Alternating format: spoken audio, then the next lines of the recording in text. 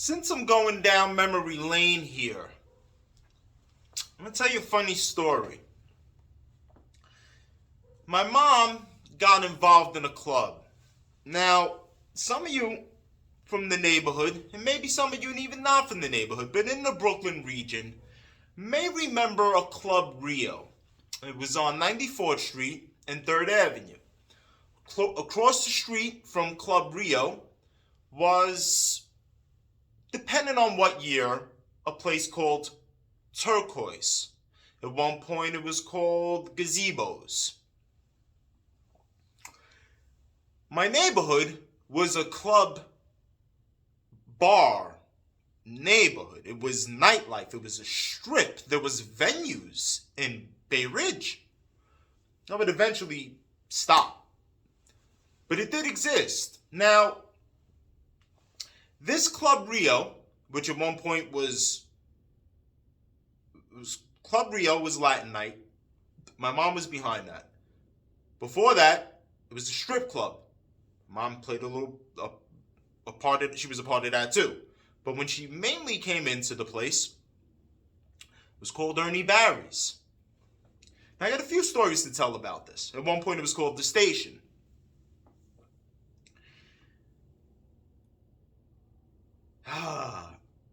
Ernie Barry, he owed money. He owed a lot of fucking money, this guy. He did bad business. In Bay Ridge, mobsters, at that time, probably to this time too, but in this time, when it was a club, restaurant, bar, strip kind of neighborhood, the mobsters were heavily involved with it. You know, all of that shit you see on TV. You know, you pay us so you don't got to pay the other guys. You got a problem, you come to us and all of this stuff. My mom borrows money from somebody. Gets involved in this place. Comes like an investor. She starts running it. She starts turning things around. She starts promoting, switching it. It went from Ernie Barry's to a few different things. One funny story is that, so I'm in school, I'm in 6th grade, and I went to McKinley. There's a guy there, a dean, and his name is Mr. Dorney. And he's red in the face Irish alcoholic type.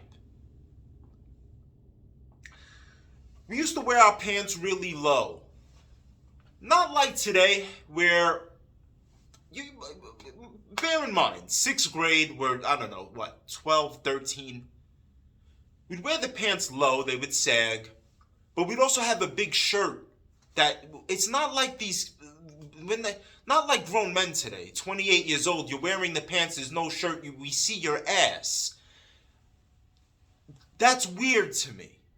The sagging pants shit might look weird to me now, but I could see the appeal. There was a long shirt to cover it. It made, but anyway, I used to wear my pants like this.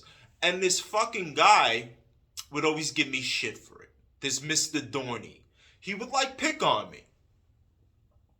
Started to stress my mom out. I suppose she comes into the club one day and the guys ask her, what's wrong? Why you stressed out? She must have told them. I would find this out later on, years later. One day I come to school. I'm in the cafeteria. Mr. Dorney has a broken nose. And he's awfully nice to me all of a sudden. I don't know what the hell's going on. Why is this fucking guy so nice to me today? He still wants me to pick the pants up. But he's being awfully fucking kind. I would later find out that it was the kind of situation, like in the Bronx Tale? Where it's like, guys beat the shit out of this guy so that the kid don't got to deal with, I don't know if you guys seen that movie, but they beat the shit out of the mailman so the kid don't gotta get these fucking cards, the the cards when you cut school and they send it to your house or whatever. So it was that kind of situation. Also, there were some other interesting things. Now, as they're trying to turn this place around, right? Get it to become a place where people want to go. She had a team night. It was very successful, the team night. And at this point, there was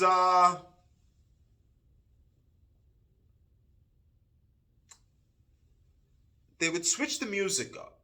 You'd have some house, some techno, it'd be reggae, it'd be hip-hop, and we would all want for the reggae and the hip-hop to come back on. The majority of the people hated it when the house and the techno was on. Though there was some people dancing. There was some circles that were dancing to the house and the techno. God, I love these memories, man. So, I used to complain to my mom, you know, you got to get this guy off with the techno in the house. That guy's name was DJ Gonzo. Now, time would go on, and I would learn, I would later get into to the rave scene, as I mentioned in the second video, Dave the Rave. I'd become a raver. And I was into trance music. It's entry-level shit. You know who my favorite DJ ends up being and who's pretty goddamn popping and big in the scene at this time when I get in? Yeah. DJ Gonzo. I love the records this man would play.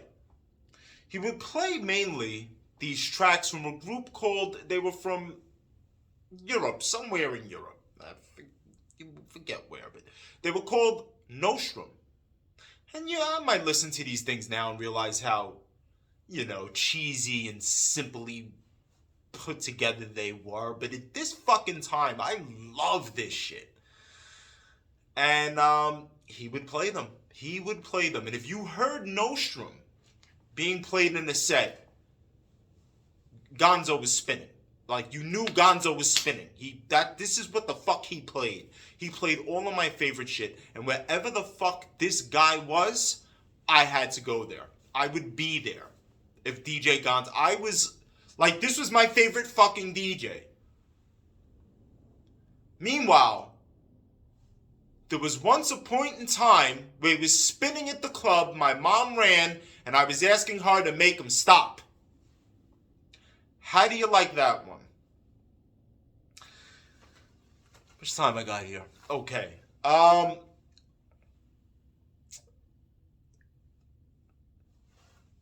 This club would become the station at one point. The Lords of Brooklyn would get involved. Lords of Brooklyn is a big deal. Lords of Brooklyn that's Bay Ridge history. Okay, they are a staple.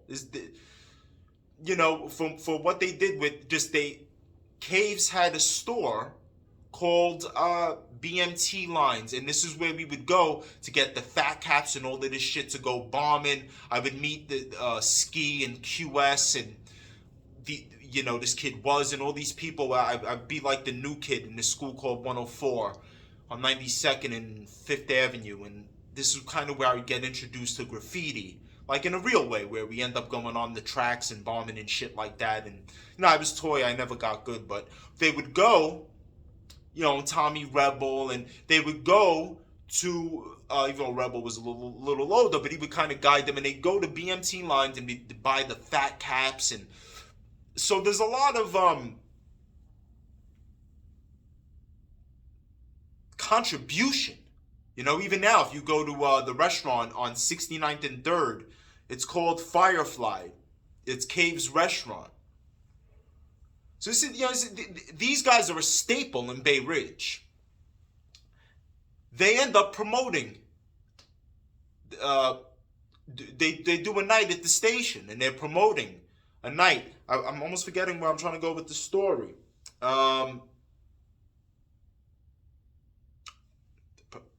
So, at around this time, we started booking rappers. This might have been before, though, actually. This might have been before, but my mom booked MOP to come to the station. Sheesh, who else was booked? I think Akinelli was booked. Damn, there was some other artist. But the Lords of Brooklyn, I believe, met Public Enemy, I believe. But they performed at this place when it was still called Ernie Barry's. And Lords of Brooklyn decided to get into rap because Chuck D asked them if they rap. And they just didn't want to say no. So they were like, yeah. So then from that point, they were like, well, we better start fucking rapping. And that's how they got into rap. And I forget where the hell am I going with this story. But anyway, there was a lot that went on with this club, this spot. And eventually, I think eventually they closed their doors. You know, there was shootings and all of this shit because there was, you know, there was the mob element. It was kind of heavy. And, you know, it'd be shootings, shit would have to get closed down. And eventually, they would close down a lot of the spots in Bay Ridge and it would no longer be like a nightlife kind of place. There's not really one venue, I don't think, anymore there. But, yeah, I think just want to share that little piece of history. See you on the next one.